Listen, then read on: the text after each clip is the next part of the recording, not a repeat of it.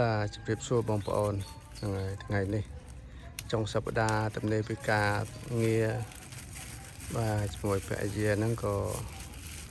មកជក់តបែកបាទផ្លែច្រើនមែនតើតបែកដូចកាលពីសប្តាហ៍មុនអញ្ចឹងខ្ញុំបាន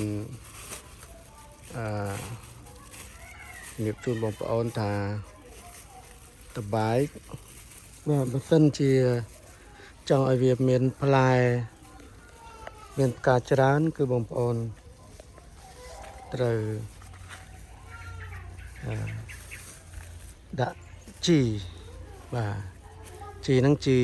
ខ្ញុំប្រើជីធម្មជាតិបាទគឺខ្ញុំកប់ធុងពេត្រូមួយនៅខាងក្រោមហ្នឹង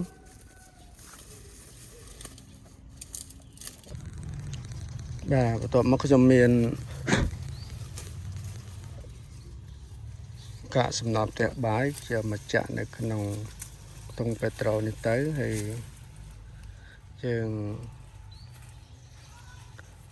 ដាក់ទៅយកទឹកមកហើយយើងឲ្យវាស្រក់ទឹកតក់ទៅដើម្បីផ្សែមគល់វាបាទអញ្ចឹងតបែកវាផ្លែច្រើនតបែកវាត្រូវការទឹកច្រើនបាទឲ្យតែមានសំណើមនៅគល់វាគឺវាចេញការចេញក្តឹបច្រើនបាទ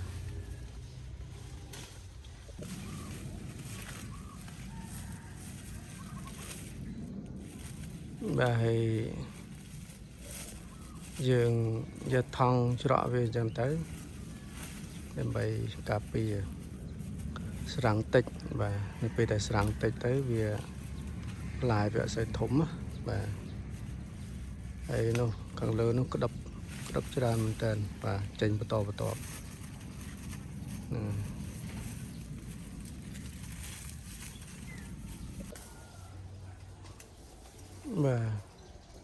ញ្ចឹង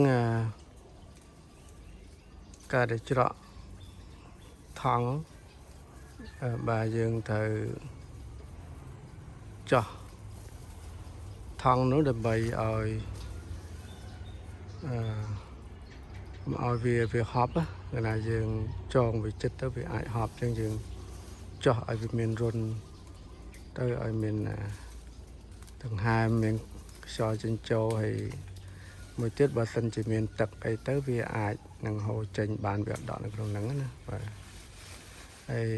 តបែកនៅពេលដែលយើងច្រកផ្លែវានៅពេលវាមានក្តឹបប្រហែលជាប៉ុនមេដៃអីទៅយើងជក់វាទៅបាទកាលណាយើងជក់វាធំពេកក៏វាអត់ល្អដែរបាទតូចពេកក៏អត់ល្អដែរតូចជក់តូចពេកវាអាចឈូសក្តឹបហ្នឹងណាបាទអញ្ចឹងប្រហែលជាប៉ុនមេដៃអីទៅយើងជក់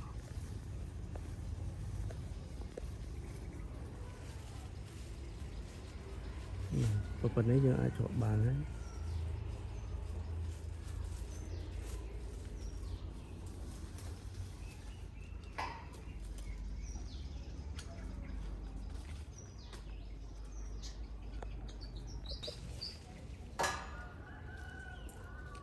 មេខ្លះផ្លែច្រើនពេកយើងត្រូវបេះវាចោលដែរ